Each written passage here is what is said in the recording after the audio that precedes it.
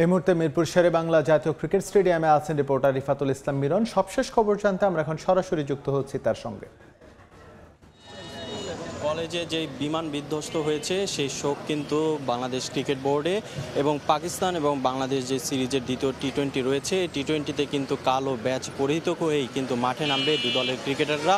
সেখানে কিন্তু ম্যাচ শুরুর আগে 1 মিনিটের নীরবতাও থাকবে এবং সেই নীরবতার পরে কিন্তু সবাই কিন্তু এই ম্যাচটা উপভোগ করার জন্য কিন্তু ইতিমধ্যে স্টেডিয়ামে কিন্তু অনেক সমর্থকরা ভিড় করেছেন। এবং আমরা যেটা জানতে পেরেছি ক্রিকেটের যেই শোকের পরেও কিন্তু প্রথম যেহেতু টি-20 ম্যাচ বাংলাদেশ জিতেছে এবং দ্বিতীয় টি-20 ম্যাচটা কিন্তু জয়ের উদ্দেশ্য নিয়েই কিন্তু জয়টা তারা মাঠে বসে দেখার জন্য কিন্তু এই যে স্টেডিয়াম পাড়ায় এর মধ্যে রয়েছে। কিন্তু আমরা একটু জানিয়ে রাখতে চাই ম্যাচটি শুরু হবে কিন্তু সন্ধ্যা 6টায়, কিন্তু এই 6টার আগেই এখনই 3টায় সেই গেটটি খুলে দেওয়া হবে। কিন্তু গেট খুলে দেওয়ার আগেই কিন্তু ইতিমধ্যে স্টেডিয়ামের যে গেটগুলোতে আছে সেখানে ভিড় জমাতে শুরু করছে যে সমর্থকরা, যা অনেকে টিকিট কেটে এসেছেন আবার অনেকে টিকিট পাননি সেই আক্ষেপ নিয়ে আসছেন। হয়তো মাঠের আশেপাশে কোনো বুথের টিকিট পাওয়া যাবে সেই ধারণা নেই কিন্তু এখানে আছে। যদি একটু বিস্তারিত বলে নেই, এবার কিন্তু বাংলাদেশ এবং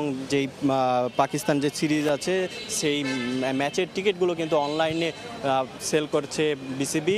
পুরো সবগুলো টিকিটই কিন্তু অনলাইনে পাওয়া যাচ্ছে এবং অনলাইনে কাটতে পারছেন সমর্থকরা। কিন্তু মূলত অনেকেই জানতেছেন না যে কিভাবে তারা টিকিট কাটবে এবং অনলাইনে যে টিকিট বিক্রি হচ্ছে সেটাও কিন্তু অনেকের ধারণা নেই। কিন্তু মূলত যদি এই স্টেডিয়াম পাড়ায় এর মধ্যে কিন্তু অনেক সমর্থকরা ম্যাচ 3টা গেট শুরু হলো এখন পর্যন্ত আছে। অনেকে কিন্তু কালোবাজারি নিয়েও কিছুটা আক্ষেপ করেছেন, অনেকে টিকিট বিক্রির অনেক পরিমাণ বাড়িয়ে টিকিট বিক্রি করছে কালোবাজারে, এই রকম তথ্য আমাদের কাছে এসেছে।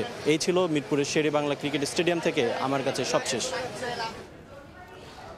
রিফাতুল ইসলাম মিরন আমাদের সঙ্গে যুক্ত হয়েছিলেন মিরপুর থেকে, জানাচ্ছিলেন বাংলাদেশের ম্যাচের আগে সেখানকার যে দর্শকরা উপস্থিত হয়েছে তার সবশেষ তথ্য।